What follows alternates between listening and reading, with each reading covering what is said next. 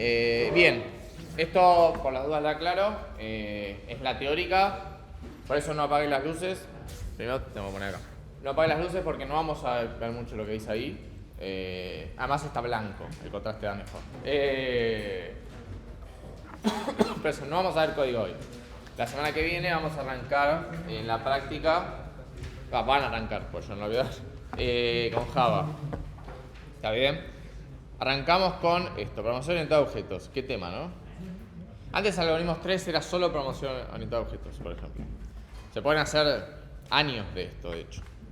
Bueno. ¿Qué es la programación orientada a objetos? Podemos arrancar por acá. ¿Sí? De hecho lo voy a leer. ¿Sí? Acá dice que todo programa es una simulación, que cada entidad del sistema que se está simulando se representa en el programa a través de una entidad o un objeto. ¿Sí? Quedémonos con estas palabras clave, obviamente un objeto, ¿no? Lo dijimos 10 veces ya hoy, más. Pensemos el objeto literalmente como un objeto, tipo como algo físico, tipo, ¿sí? Que tiene propiedades, hace cosas, qué sé yo. Tipo, es literalmente algo, ¿sí? Que existe en el mundo real. Por eso habla de simulación, ¿sí? Y dice que todo se representa a través de un objeto, que se asocia a un objeto físico conceptual. Todas las componentes del sistema son objetos, como en la vida, todo acá son objetos. Yo soy un objeto, de tipo persona. ¿Sí? Está la computadora, está la mesa, son todos objetos. ¿Está bien? Estos objetos se pueden comunicar por medio de mensajes entre ellos. ¿Sí? Hay algunos que, tienen unos mensajes, otros tienen otros. Algunos tienen capacidad de emitir mensajes, otros no lo tienen. ¿Cómo definimos mensaje? Que igual lo vamos a ver más adelante. Es una solicitud para que un objeto lleve a cabo unas operaciones. Básicamente, un objeto le dice a otro que haga algo. ¿Sí?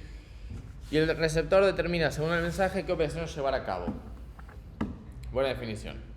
Básicamente, ¿qué está diciendo? Que los objetos se les puede mandar mensajes. Cada objeto sabe, cuando le llega su mensaje, qué hacer. ¿Sí?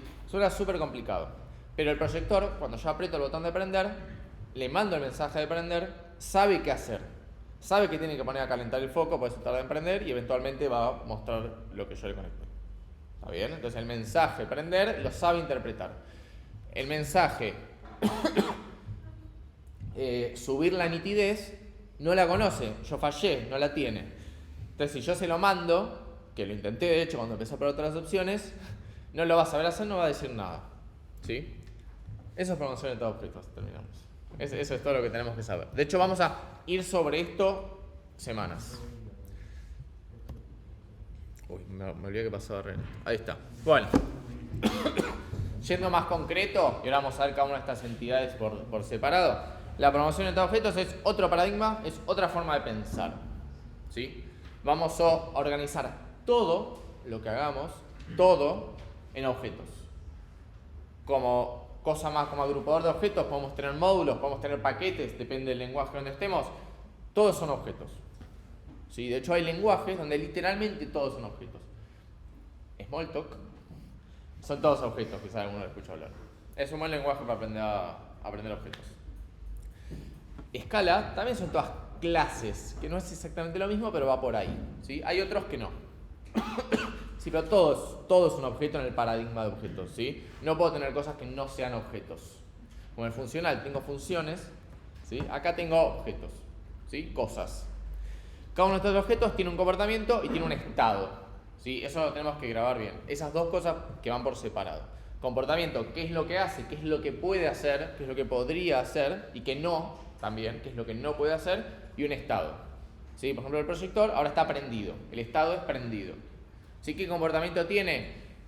Se le puede apagar, se le puede prender, se le puede tapar el proyector, como lo hice recién, etc. ¿Sí? Esas dos cosas también son fundamentales de los objetos. ¿Por qué lo repito tantas veces? Porque lo vamos a ver toda esta semana sobre estas dos palabras. Este estado y comportamiento es invocado o modificado al interactuar, porque los objetos interactúan. Entendiéndome yo como un objeto, voy yo y le dije que se prenda. ¿Sí? Entonces los dos objetos nos comunicamos con mi dedo en este caso. ¿Sí? Ahí está. Vamos de vuelta. Por eso ya se les digo que lo vamos a ver un montón de veces esto.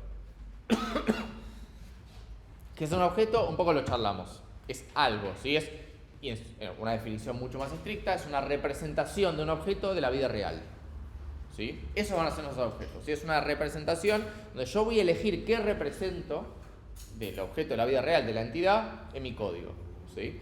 Por ejemplo, el objeto, qué sé yo, proyector, ya que estamos con eso, yo voy a elegir porque me sirve para mi sistema que se pueda prender y que se pueda apagar. Tiene un montón de funcionalidades que no sé usar, seguro no sé usar. Pero tiene, por ejemplo, una entrada VGA. Esa parte yo no la voy a poner en mi objeto de mi código, no la voy a representar, ¿sí? Que tiene una entrada VGA, porque no me interesa, ¿sí? Entonces, esa representación que es mi objeto en la virtualidad no es exactamente igual de la vida real, ¿sí? Es una representación. Ahora vamos a ver sobre mensajes y todo esto. ¿Por qué me conviene aprender esto si yo sé programar funciones? Nos lo preguntamos todos, si podemos calcular capicúas con eso. ¿Qué más necesitamos en la vida? En general los objetos sirven para representar sistemas enormes, ¿sí? Lo que es, por ejemplo, el paradigma funcional tiene que ver con más algoritmos puntuales, problemas puntuales, como los que vimos en la clase. Por eso vimos código directamente y lo programamos en vivo. Con objetos vamos a resolver problemas un cachito más grandes, ¿sí? Vamos a ver cómo sistemas con quizás miles de objetos de entidades distintas, como en la vida, se comunican y los vamos a representar con objetos, ¿sí? Para esto nos sirven los objetos.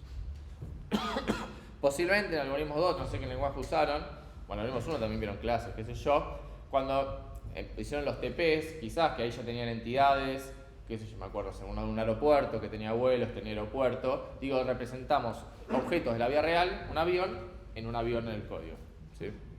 ¿Por qué? Porque si no nos queda todo en un solo archivo, básicamente. Ahí está. Vamos más adentro todavía, ¿qué es un objeto? Bueno, un objeto es una herramienta que proveen los lenguajes que soportan el paradigma de programación de objetos, ¿sí? De vuelta hay algunos que no lo hacen y está todo bien porque son para otra cosa, ¿sí? ¿Qué capabilities nos tienen que dar? ¿Qué funcionalidades nos tiene que dar? ¿Sí? Que el objeto se le pueda asignar un estado y un funcionamiento, ¿sí? O un comportamiento, una palabra mucho más adecuada. ¿Qué tenemos acá? Y ahora vamos a empezar a diferenciar. Los objetos, en realidad, lo que nosotros solemos llamar objeto, en realidad vamos a pasar a decirle que son instancias, ¿sí? Los objetos, por ejemplo, la tiza, ¿sí? Existen un montón de tizas, ¿sí? En el mundo, no es única esta tiza, ¿sí? Esta es una instancia del objeto tiza, ¿sí? No lo entendamos como que vamos a tener a lo que se llama clase, que va a ser a partir de lo que se crea en la instancia, como una fábrica, porque no es una fábrica, sino que la clase nos define qué puede hacer, en este caso un perro, ¿sí? Qué estados puede tener, y nosotros cuando tengamos un perro en la vida real, yo no tengo un perro cualquiera, tengo una instancia de este perro. Tiene 4 patas, larga, qué sé yo, está en la veterinaria ahora, por ejemplo. Entonces, cuando nosotros digamos objeto, nos vamos a estar refiriendo a una instancia, en realidad, ¿sí? Lo vamos a usar como equivalentes. Y no quiero usar plantilla, porque ahora vamos a ver por qué. De donde viene esa instancia, ¿sí? La vamos a llamar clase, ¿sí? Entonces, vamos a tener un montón de clases para las cuales vamos a generar instancias que vamos a usar que se comuniquen, ¿sí? Las clases son literalmente una definición, ¿sí? No voy a ir a lo fino, porque no es del todo verdad lo que voy a decir, pero en general no van a conectarse, mandarse mensajes clases entre sí, sino instancias, ¿sí?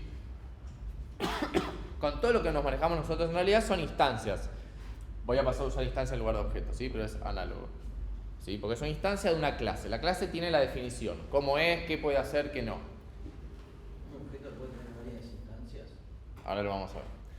Obviamente, una clase te sirve para generar infinitas instancias. Puedes tener una caja de tizas y todas salieron de la clase tiza. Lo que te puede pasar, que no sé si vamos a llegar hoy, depende de cómo nos vaya, es que puedas tener instancias diferentes que pertenezcan en algún punto a la misma clase. Por ejemplo, acá tenemos, como en Friends, tenemos todas sillas distintas. O sea, acá veo al menos 3 modelos distintos. Las 3 son sillas, en todas se pueden sentar. Tienen cierto comportamiento igual. En todas te puedes sentar. Pero no, el estado son todas vacías, qué sé yo. Pero lo que se puede hacer, cómo se sienta en cada una, no son exactamente iguales. Esa tiene respaldo, por ejemplo. Una es más alta que la otra. ¿Sí? Son todas sillas. Todas vienen de la clase silla. ¿Sí? Son 3 instancias de silla. Pero una viene de otra clase también, que es silla con respaldo. ¿Está bien? Igual ahora lo vemos más adelante. Bueno, ¿qué tienen nuestras instancias? ¿Sí? Van a tener, y ahora vamos a poner nombre a las cosas, lo que nosotros llamamos métodos, ¿sí? O funciones, vamos a pasar a llamarlo atributos. Perdón, lo dije mal. Vamos a llamarlo métodos, ahí está. ¿Sí? Las clases no tienen funciones, tienen métodos. ¿Sí? ¿Qué son los métodos? Las funciones con las que invoco esa instancia. ¿Qué puede hacer básicamente? Por ejemplo, esta instancia que se llama lomito tiene el método llamar, tiene el método obtener nombre, obtener raza, setear la edad y vacunar. Útil. ¿Cómo las voy a llamar?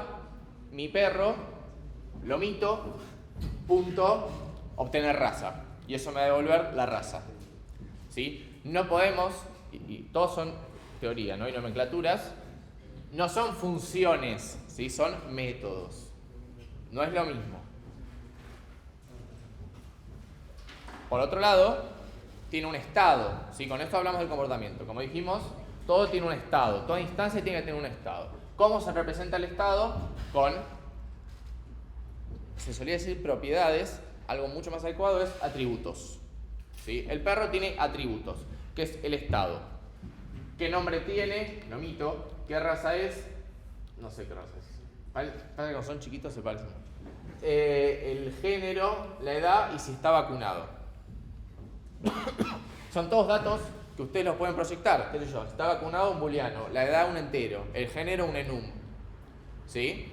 Todos son atributos de perro. ¿Está bien? ¿Hasta acá estamos bien? Tenemos el estado y el comportamiento. ¿Sí? Todas estas palabras son muy importantes, por eso hago énfasis. Yo a veces les llamo propiedades, pero no, atributos es mucho mejor. Bien. Acá está como nota que en todos estos lenguajes se puede programar en objetos. Está Java, está JavaScript, nada tiene que ver uno con el otro. Está Python, está Ruby, está C++ y está Go. Que también hay más, igual, afuera de esto. Sí, .NET, sí. Es que en general todos tienen objetos. Salvo los que son puros funcional, tipo Haskell, tipo ese tipo de cosas. Bueno, vamos de vuelta. Un objeto, como dijimos, busca representar algo de la vida real. Una entidad que por eso yo digo cajitas. La vamos a dibujar como una cajita y la vamos a representar como un objeto en nuestro código. ¿Sí? Se comunican usando mensajes. ¿Sí? ¿Cómo sé yo qué mensajes puede recibir el otro objeto? ¿Sí? ¿Qué mensajes puede recibir el proyector? Bueno, mirando su interfaz. ¿Sí? Por eso está en negrita ahí. O protocolo. En general vamos a hablar de interfaz. ¿Sí? O quizás una palabra que me gusta mucho más a mí y es mucho más moderna, que es la API. Es una palabra en inglés. Pero básicamente es, ¿qué puede hacer este objeto? Tipo, así súper fácil. Tipo, ¿este objeto qué puede hacer? Bueno, se define en la interfaz. Si programaban en C, sería el .h. En Go también va en un archivo separado. Tipo que, no, va arriba. Pero esto, ¿qué puede hacer? ¿Qué funciones? El que va a usar el objeto va a mirar la interfaz. ¿Sí? De hecho, muchas veces, yo no solo que no sé cómo está construido por adentro, o sea, vamos a hablar de un montón de cosas que les va a sonar, ¿sí? De otras materias, pero ahora esta es la de verdad. No sé cómo funciona dentro del proyector, no solo eso, sino que yo puedo trabajar con un proyector sin saber qué tipo de proyector es. Yo no sé qué tipo de proyector es este. No solo no sé cómo muestra la imagen. Yo no sé, veo que es un Epson, pero no sé el modelo. Digo, no tengo idea. Pero sé, porque en la interfaz me expone un botón que lo puedo prender. ¿Está bien? Yo que soy el consumidor, Bárbara, con los que cursaron con... Solo veo la interfaz, ¿sí? De los objetos. Está mal ver por adentro, ¿sí? Bien, sobre métodos, atributos ya hablamos. Bien, bueno, ¿qué es esto de los mensajes? Ahí está. Suena mucho más difícil de lo que es. Los mensajes es esto, cuando una instancia de un objeto le dice a otra algo. Esto, yo soy una instancia del objeto persona, tengo un atributo nombre que me llamo Fede, y le mando un mensaje al proyector para que se prenda. ¿Cómo? Con mi dedo. ¿Sí?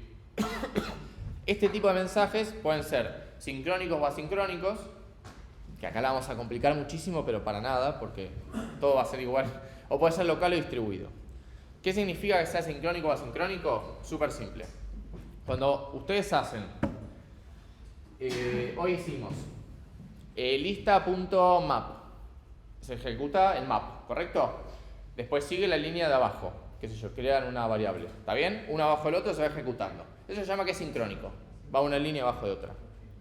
Hay otra forma de programar, que es asincrónica, que es, yo llamo una función, y esa función no me retorna algo en ese momento, sino que me da una promesa de que eventualmente me va a responder. Me dice, bancame, yo te aviso cuando lo tengo. Por ejemplo, quiero obtener algo de la base de datos. Hay lenguajes o librerías que te dejan acceder en vivo. Te dicen tipo, dale, ya te averiguo, y vuelve, y listo. Otras te dicen, como la gran mayoría en JavaScript, dale, voy, te aviso cuando vuelvo. Y te dan una promesa, que digo, che, posta que es una promesa, literalmente se llama así. Acá va a estar, tipo lo que vos buscaste. Y vos tenés que esperar la promesa sentado así. Así es JavaScript. Eso es que sea sincrónico. Que el código no se ejecuta linealmente una línea abajo de la otra, sino que puede tener interrupciones. Y que sigue después. Esto que dice, el actor A le manda un mensaje a B, puede mandar un mensaje y que B no lo reciba en ese momento, ¿sí? Sino que reciba más tarde. Eso que sea sincrónico. Sincrónico es que voy y aprieto el botón y listo, ya está. El mensaje le llegó porque le apreté el botón. Asincrónico, cuando mandan un mail al departamento. No saben cuándo les va a responder, ¿no? O sea, es asincrónico. ¿Se entiende la diferencia? Tipo, no sé cuándo va a venir. Pero yo ya le avisé al otro, ya mandé mi mensaje. Local y distribuido, local es si básicamente está, ¿cómo lo explico?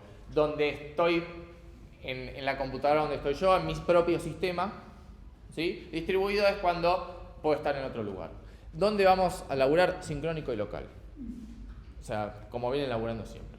Básicamente vamos a ir proyector, prendete, se va a prender, ¿sí? Pero nada, para que sepan que existe este tipo de cosas. Distribuido es infinitamente más difícil. Si hacen, ya no hay más ramas, pero antes había una rama de distribuidos. Bueno, la única manera de interactuar con un objeto es a través de su envío de mensajes. ¿Cómo sé qué mensajes puedo recibir? Por la interfaz o la API. Busquen qué es una API y les va a encantar. Pero es esto. Acá lo aclara bien, dice que un objeto no puede depender de cómo otro objeto hace las cosas, ¿sí? Solamente se invoca los mensajes y ya está. Esto también me pone como los TDAs. Si nosotros cuando usamos una instancia, un objeto, no sabemos cómo lo hace, sino simplemente miramos la interfaz que define qué recibe, qué devuelve, qué es lo que hace, si tiene algún side effect. Ay, eso me olvidé. Quería hacer ejercicio de funcional sobre eso y me olvidé. Después lo vemos. Y eso es todo, ¿sí? No tenemos por qué saber cómo funciona para adentro. De hecho, es uno de los principios de programación orientada a objetos, ¿sí? En general, ¿sí? Los atributos, ¿sí? De una instancia, de un objeto, se suelen ser que sean privados. ¿Qué significa que sean privados? Que no están definidos en la interfaz, entonces no son accesibles directamente. Vieron que el perro tenía edad como atributo y tenía un método como comportamiento que era setEdad, o sea, setear la edad. La edad, lo más probable es que esté como privado, así que no sea accesible.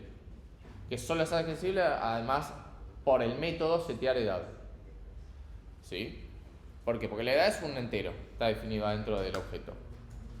Solo se puede acceder a través del método setear edad, que lo defino yo. ¿Por qué creen que es así? ¿Por qué la mayoría de los atributos son privados?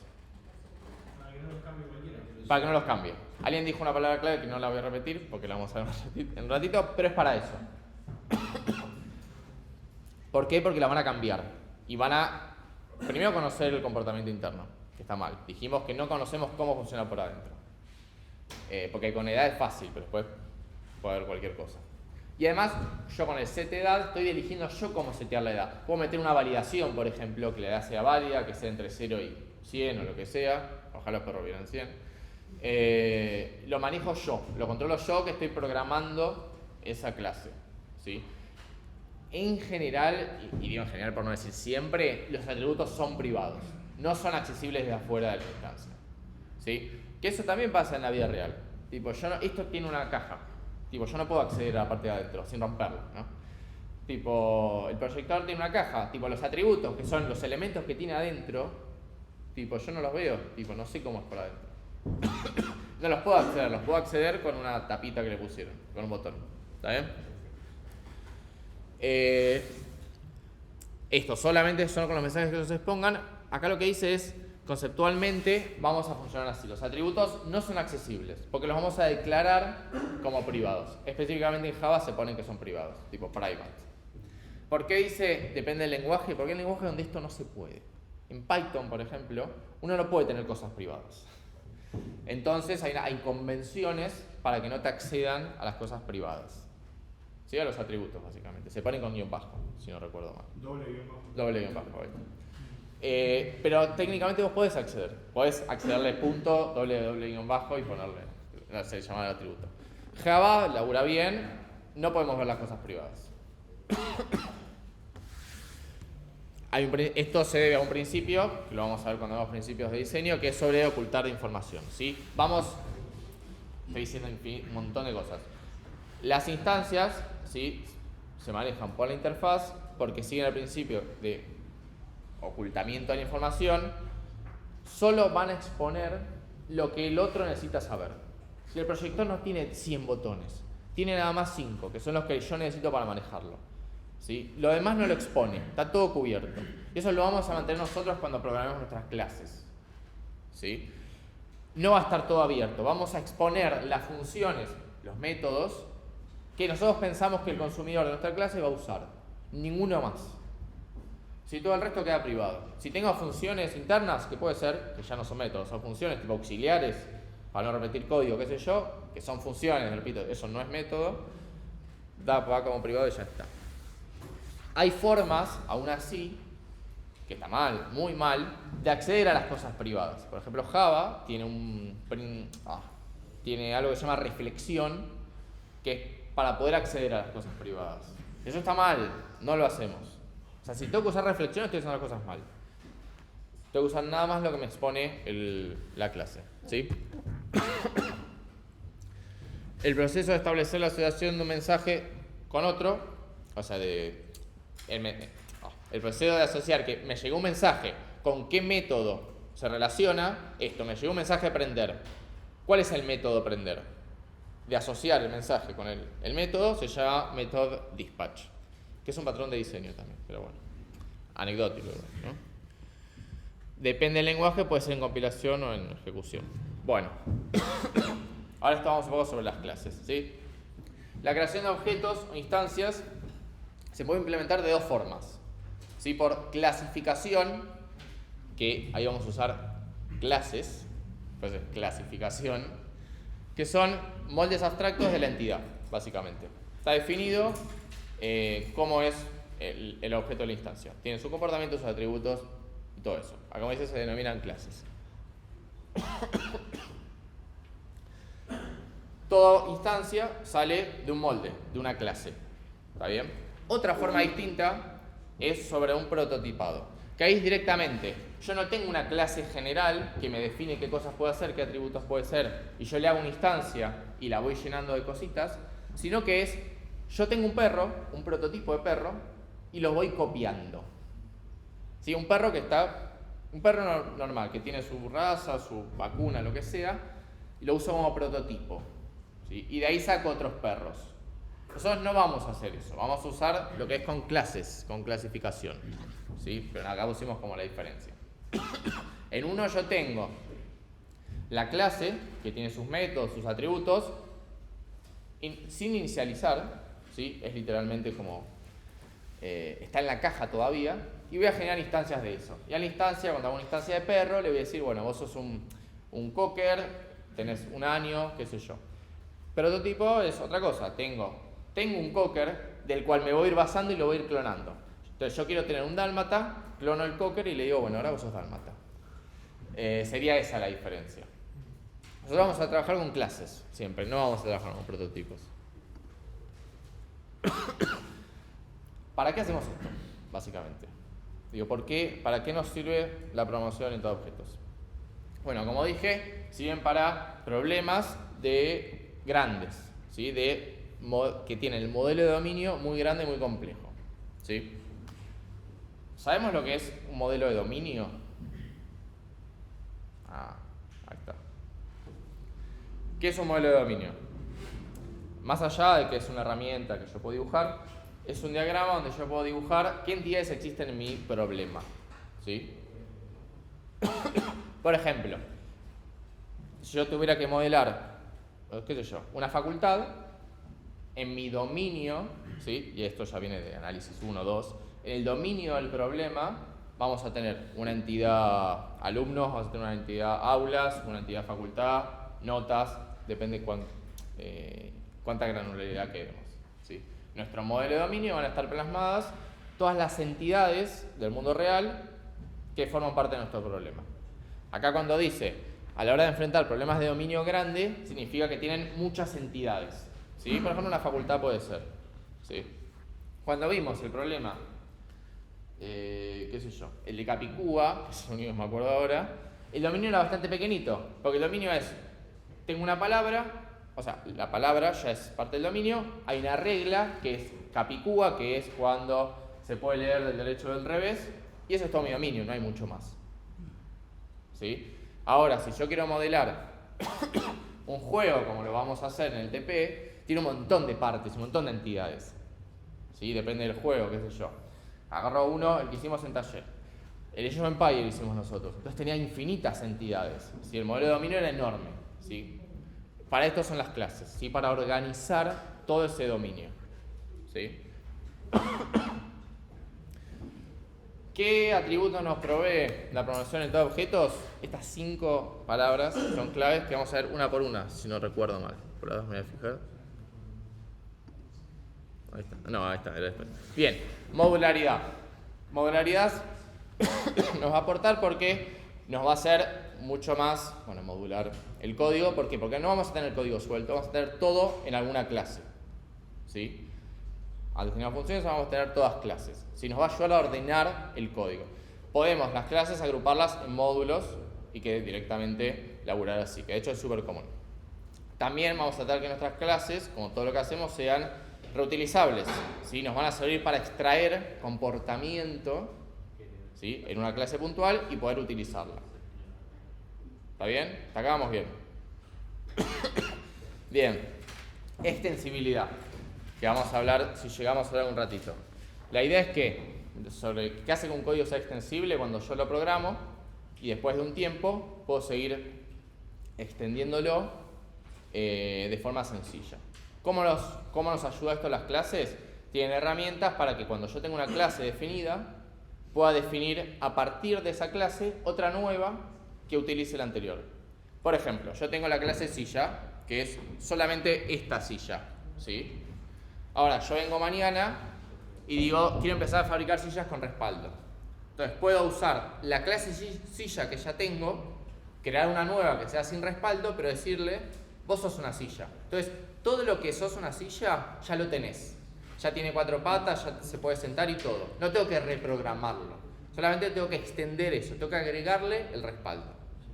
Lo vamos a hacer con herencia. Que lo vamos a ver ahora si llegamos. Bueno, obviamente al aumentar la modularidad, la extensibilidad, va a ser código mucho más mantenible y sistemas mucho más mantenibles, ¿sí? El que no programa en objetos, con el paradigma de objetos, yo no programo con el paradigma orientado a objetos, igual los usamos indirectamente porque es súper mantenible todo esto, ¿sí? La verdad es que organiza el código, si lo hacemos bien, de una forma espectacular. Porque recuerdo esto es para cosas grandes, ¿sí? ¿Podemos tener 2 clases en nuestro sistema? Sí, obvio, por supuesto, está bien, no está mal, no es una complicación. Pero esto es para hacer sistemas enormes. Todos los sistemas tienen clases. Y son tipo millones. Sí. ¿Cómo los usás, por ejemplo, para eso que dijiste? ¿Para qué cosa? ¿Hacerlos más extensibles? No, O sea, ¿qué de todo lo que dije? Vos que los usás también, aunque no los usás directamente. Hay muchas preguntas sobre cómo lo uso yo. El tema con JavaScript es que en JavaScript, ¿cómo decirlo sin confundirlos? Todos son objetos, no en el mismo sentido de lo que hablamos hoy. Es como, todos son objetos, todos son objetos de este tipo, como si fueran un hash. Tipo llaves y adentro cosas. Entonces, nosotros usamos objetos y tenemos entidades, pero esas entidades no son definidas. Yo puedo tener una entidad usuarios, que antes tengo objetos usuarios, pero cada usuario yo le puedo hacer lo que yo quiera. Algunos pueden tener edad, otros pueden tener cosas, como que lo que es atributo y método definido no está, me sale en inglés, no está enforzado, no estoy obligado a seguirlo. Cuando yo tengo una clase, persona, y en la clase está definido que la persona puede, qué sé yo, que tiene cierta altura, ¿sí? Y que puede programar, porque es programadora, las personas programan, punto. Y tienen una altura, no es opcional que no lo tengan. En JavaScript es todo mucho más maleable, entonces seguimos los conceptos, pero es todo más, para mí es súper cómodo. Es súper confuso al principio. ¿Qué hora estamos? Bien. Bien, a esto quería llegar. Alguien preguntó, cuando festejó, cuando dijimos que íbamos a ver objetos, esta no es la respuesta tampoco. Y no existe la respuesta en ingeniería de software. Lamento arruinarles el sueño. Cuando nosotros pensemos problemas, estamos muy acostumbrados a que el problema salga en el OGN, en ODN, que siempre existe una solución óptima. Eso no sucede en la vida real. Hay paradigmas que nos sirven para algunas cosas más que otras. El funcional es súper cómodo para el tratamiento de datos, uno abajo del otro, queda muy lindo. Paradigma de objetos está bárbaro para sistemas grandes. Yo lo tengo que usar muy bien y aún así puede no resolverme el problema. De la forma óptima. ¿Sí? Hay un ¿cómo se llama? Hay un paper, estoy casi seguro que es de Brooks, ¿sí?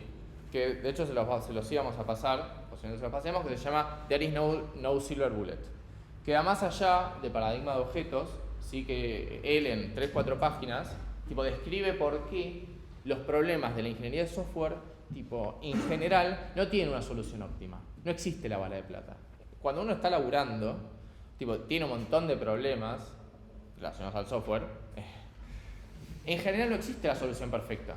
No es que no la encontramos, no existe. Entonces nada de todo esto que vamos a ver es perfecto y va a funcionar siempre. ¿Sí? Por eso este disclaimer. Y por eso usa las palabras bala de plata, porque es sobre este paper, ¿sí? Que es fundacional de la ingeniería de software. Bien. Y así es el mundo. Muy difícil. Bien, ¿qué pilares tenemos de la programación orientada a objetos? Vamos a ponerle nombre a un montón de cosas que dijimos. Ahora sí, que alguien lo dijo antes. Tenemos un concepto súper poderoso que es encapsulamiento, ¿sí? Que es básicamente cómo funciona. Bueno, se los voy a spoilear un poco, porque lo vemos en la siguiente diapositiva. Pero es básicamente cuando un objeto se encapsula como si fuera una cápsula y muestra nada más lo que quiere mostrar. ¿Sí? Oculta la información y expone la información que quiere. ¿Sí? Por eso, cuando nosotros decimos que estamos violando el encapsulamiento, ¿sí? Eso es cuando estamos accediendo básicamente a la estructura interna. ¿Sí? Porque estoy accediendo a la cápsula adentro. El segundo pilar, todas estas cosas son fundamentales. Está la abstracción, ¿sí? Que nosotros ya la venimos usando no apago el celular, desde Algoritmos 2. Algoritmos 1 también, ¿sí? ¿Para qué hacemos clases? ¿Para qué hacemos instancias? Para abstraernos de cómo funciona por adentro. Y cuando nosotros pensamos un problema, pensamos sabiendo que ya las instancias ya saben lo que hacen. Y nos abstraemos de cómo funcionan por adentro. Cuando usamos el proyector, yo estoy totalmente abstraído de cómo funciona. ¿Sí? Cuando yo violo la abstracción, es cuando yo utilizo un proyector sabiendo cómo funciona. ¿Sí? Acá tiene sentido, qué sé yo. Cuando yo tengo un auto y está roto, me meto a arreglarlo. El que sabe se mete a arreglarlo. Vaya, como toda persona puedo abrir el capote y mirar muy fijo, pero no voy a saber arreglarlo. Pero en general, cuando ustedes hacen cualquier cosa o se comunican con objetos complejos, como la gran mayoría, están abstraídos de cómo funcionan. Y es fundamental en su vida. Porque ustedes, para usar su celular, no tienen que saber cómo funciona. Si tuvieran que saber cómo funciona, nadie lo podría usar. Con el auto pasa lo mismo. Por eso digo que es fundamental. Después tenemos la herencia. Esto es más puntual. Significa que una entidad puede heredar atributos y métodos de otra, básicamente. Como pusimos el de las sillas. Podríamos decir que la silla con respaldo hereda todas las propiedades y métodos que tenía la silla normal, solo que esta le vamos a agregar más cosas, le vamos a agregar un respaldo. ¿Sí? A eso vamos a llamar herencia. ¿Sí? Vamos a llamar herencia cuando un objeto es un otro. Hago mucho énfasis en es uno. Y tenemos la última pilar, que es el más complejo y el más poderoso, que es el polimorfismo. ¿Sí? Estoy muy contento porque en Algoritmos 2 en general no puedo hablar de todo esto porque no se entiende nada y acá hay que hacerlo. Polimorfismo, poli es muchos, firmo sería formas, ¿sí? Significa que una entidad puede tomar múltiples formas, ¿sí? Una clase, ¿sí? Puede tomar múltiples formas luego, ¿sí? ¿Qué significa esto? Yo puedo tener la clase silla y después tener un montón de instancias de silla que son una silla, pero tienen otras formas, como estas tres, que no la ve nadie, solo la veo yo y esos tres. Pero créanme que son tres distintas, ¿sí? Lo que es polimorfismo lo vamos a usar muchísimo, ¿sí? Es una herramienta súper poderosa. ¿Eso tiene que ver con que la lista pueda ser entero? Algo de eso hay. Algo de eso hay. El tema, por ejemplo, yendo a las herramientas que usamos, Scala, Go, C, bajo nivel, tenemos interfaces, ¿sí? Y ustedes se manejan con, por ejemplo, un mapa. Java tiene un montón de implementaciones de mapa, que la interfaz es la misma, la API es la misma. Tipo, agregar elementos, sacar, qué sé yo, es todo lo mismo. Tiene un montón de implementaciones, o de listas, que me las acuerdo, por eso uso listas. Tiene el linked list, lista enlazada, tiene la lista indexada, tiene listas... tiene un montón, no me los acuerdo, pero tiene un montón de listas. Vos podés usar una lista en Java usando nada más la interfaz. Pero cuando digo, no solamente conociendo la interfaz, sino literalmente sabiendo la interfaz, sin conocer qué hay detrás, sin conocer qué tipo de lista es, si es una lista enlazada o no. Nos va a convenir acá en este caso, porque es distinta la complejidad. Pero uno puede usar literalmente una lista, tener en su código list, y que list en realidad no es nada, es una interfaz, es tipo una fachada. Yo no sé lo que hay abajo, y esa lista que está abajo puede tener un montón de formas, puede ser enlazada o no. Esto lo vamos a ver muchísimo. Y para mí es el concepto más complejo, por eso también lo vamos a ver ahora. Vamos con abstracción, ¿sí?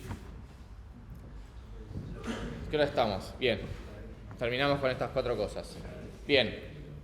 ¿Para qué sirve la abstracción? Según la filosofía, muy bueno, para aislar conceptualmente cómo funciona una cosa, básicamente. Esto es una propiedad, una función concreta de un objeto, ¿sí? Y laburamos ignorando eso. Y está bien. Pues por lo que ya hablamos, básicamente. No necesitamos conocer cómo funciona por adentro. Y es parte de la idea. Fíjense, antes las computadoras no eran así. Cuando no había mouse, mucho antes, eran placas de donde uno, si quería cosas nuevas, era literalmente una placa. Si no quería cosas nuevas, tenía que ir al negocio de computadoras y comprar otra plaquita y conectarla, quizás soldarla. ¿Está bien? ¿Qué sé yo? Quería agregarle, obviamente no, porque mucho más del futuro, pero un lector de CDs, supongamos, que no, temporalmente está mal, pero supongamos que queremos agregarle una DOM. Yo tengo que saber cómo funciona la placa, porque está abierta, y tengo que saber cómo conectarla. Si no había manual, no había nada. Si vieron la película de Steve Jobs, como que va por ahí. ¿Qué pasó cuando evolucionó la computadora? Más allá que ahora viene el notebook, viene la pantalla integrada y el mouse también, está todo envuelto en una caja, ¿sí? Y si yo le quiero agregar algo, ¿cómo le agrego algo a la computadora? Yo quiero conectarle tipo a mi celular, ¿con qué lo agrego? Con un cable. Tipo, yo estoy totalmente abstraído cómo está por adentro, inclusive cómo se conecta con el cable. sé que con el cable funciona. ¿Sí? Por eso digo, estos conceptos, si bien son de programación orientada a objetos, tipos, todo el tiempo lo estamos usando. Bien. Tenemos como, para ser más concretos, tipo esto, la abstracción es esconder cómo hace algo. Hay distintos niveles, obviamente, ¿sí? Y uno puede ir poniendo distintas capas, ¿sí? Cuanto más concreto vayamos, más al código puntual, más a la implementación, nos estamos viendo cómo lo hace, ¿sí? Cuanto más abstracto usemos una implementación, vamos a estar subiendo en ¿por qué? Básicamente, ¿qué es lo que hace? Sí, de hecho me gusta más que el por qué. ¿Qué es lo que hace? Cuanto más abstracto nos manejamos con el qué es lo que hacemos en general y vamos a buscar. Cuanto más abajo, el cómo, ¿sí? Y ahí también depende, hay veces nosotros elegimos la abstracción. En general nosotros elegimos la más alta. Tipo, abstraerme de todo cómo funciona la lista, no me interesa en lo más mínimo. Pero hay veces que sí me interesa una implementación en particular, por ejemplo. Sí me interesa conocer un cachito más. No usar lo que está acá arriba, sino algo más de abajo. No voy a tocar código máquina, supongamos, depende si es interpretado o compilado. No voy a ir a la definición de Java de qué es un integer. Nunca llego a eso. ¿Sí? Este es como lo más mínimo, lo más abajo que puedo llegar. Pero por ejemplo, como hicimos en Scala, quiero ver cómo está definida la clase string. Tipo, bueno, puede ser. ¿Cuándo en general quiero volverme más concreto? Cuando tengo problemas. Cuando empiezo a tener problemas y quiero hacer cosas grosas, en general la abstracción que me dan por default no suele ser suficiente. ¿Por qué? Porque las librerías tienen bugs, pierden memoria, lo que sea, y hay que ir a ver cómo funciona, básicamente. ¿Es lo recomendable? No, pero sucede. Después dan una charla en Nerdearla sobre qué les pasaba. Porque en general siempre trabajamos con la abstracción. Es muy difícil meterse para adentro. Bien, como dije esto, hay distintos niveles. Puede tener distintos niveles y usar solamente la parte de arriba, acá usar para API directamente, o puede tener distintos niveles y APIs intermedias, ¿sí? Esta sería de súper alto nivel, ojo, no el lenguaje, tipo de la entidad, y esta de más mediano nivel. Qué sé yo, a ver qué ejemplo podemos poner, así queda un poco más claro. Es como que creas un objeto que adentro tiene otro objeto con un comportamiento. En el caso del aeropuerto, hacíamos un aeropuerto que adentro podía tener un panel de salida, dentro del panel de salida tenía un vuelo. Sí. Y cada uno tenía Acá el tema igual sobre la misma entidad, a ver qué sé yo, supongamos que esto es una planta. No, una planta no, porque no decide nadie. Estaba buscando lo que fabrique, me gustó las plantas. Supongamos que es una mesa, ¿está bien? El que hizo la mesa, la fabricó, qué sé yo, esta mesa, supongamos que la hizo alguien a mano, fue, cortó la madera, la consiguió, la atornilló y todo eso. Nosotros lo usamos sin saber cómo está hecho. ¿Sí? Sabemos qué cosas se puede hacer, como apoyar algo acá. Cuando el tipo vino y escondió los tornillos y obviamente esto es algo físico, no está claro, pero nos muestra, acá podés apoyar cosas, nos abstrajo y nos dio una API acá. Entonces, tipo, acá nos dijeron que nos podemos apoyar algo. ¿Está bien? Ahora,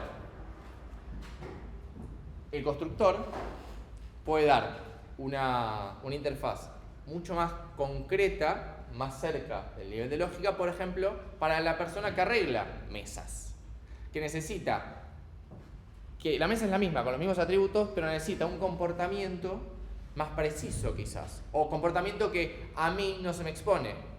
Quizás, vieron por ejemplo que algunas cosas vienen como con una llave o con algo para que el servicio técnico lo pueda abrir, ¿sí? Entonces, yo cuando uso eso, estoy usando las versiones básicas, la API más alta, como la más alto nivel. Ahora el del servicio técnico va a usar la API de medio nivel, porque tiene ese comportamiento que es meter su llave que yo no tengo, yo no puedo usar eso. ¿Sí? Entonces eso es cuando decimos distintos niveles de abstracción. Que una implementación concreta, que es lo que está en rojo, puede dar distintos tipos de APIs de distintos niveles. ¿Sí? Obviamente que la abstracción que usa el técnico es la mía con más cosas. No es que hereda ni nada de eso, ¿no? Pero digo, la mía está dentro de la de él. Yo tengo como un subset de sus funcionalidades. Sí, estoy diciendo un montón de cosas re complejas. ¿Sí? ¿Cuál es la diferencia entre el primero y el segundo? No, el segundo es básicamente, acá vos ponés distintos niveles de abstracciones, tipo como que tenés la concreta, establece o sea, la implementación. Vos venís y digo, no es lo recomendable, pero le ponés 3 cosas arriba más que nada. Pero en general, vos acá lo que ponés es este tipo de cosas. Ponés cosas para que puedan acceder en el medio. ¿Sí? Igual, en general, por más que acá está gracioso, vamos a tener esto. La implementación, la interfaz, otra cosa. Digo, el 99% de los casos va a ser eso. Pero quería explicar esto como que puede haber interfaces que estén más cerquita de la implementación y otras que estén más lejos. ¿Se entendió eso? Me gustó el ejemplo del servicio técnico. ¿Qué hora estamos? Bien. Encapsulamiento. Tenemos la cápsula. Ya hablamos un montón. Vamos a corregir esto para no repetir tanto. De hecho, no lo voy a hacer ahora. Es parte del principio de ocultamiento de la información. Y esto, como dije, vamos a ocultar todo lo que podamos. ¿Por qué? Porque cuanto más ocultemos, vamos a sacarle complejidad al uso. El que nos usa tiene que entender menos, básicamente. ¿Qué es lo que buscamos? Bien, esto se puede pensar como una cápsula. ¿Cómo? La empresa de buzo. Para mí igual es más una cápsula como algo más como un submarino, tipo como no puedes acceder. Sí, no sé. Bien. Igual esas cápsulas se transforman en objetos. Sí, la reciclás, sí. La reciclás, sí. Bien. ¿Cómo se define la cápsula? Bueno, con la clase. ¿Sí?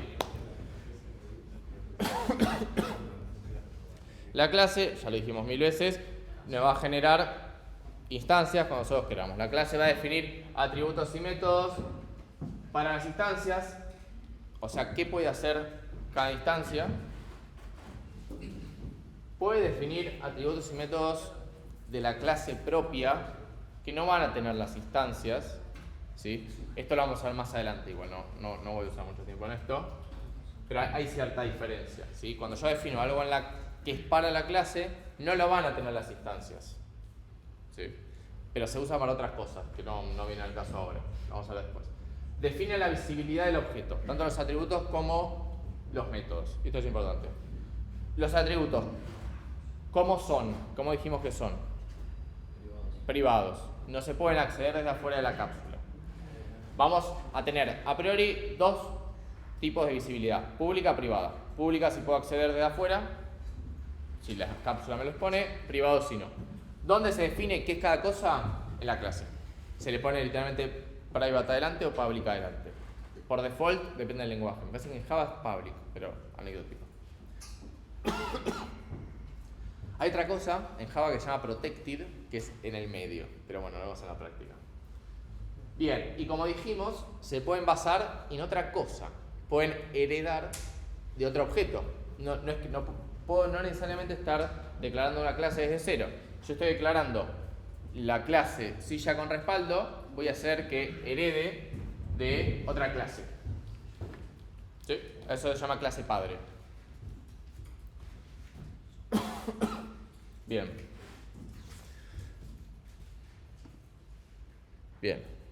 Acá hay usa protected, que es el del medio. Bien, y acá vamos a cortar. Así hacemos la práctica de Java antes de seguir. Así que bueno, tengan buen fin de semana.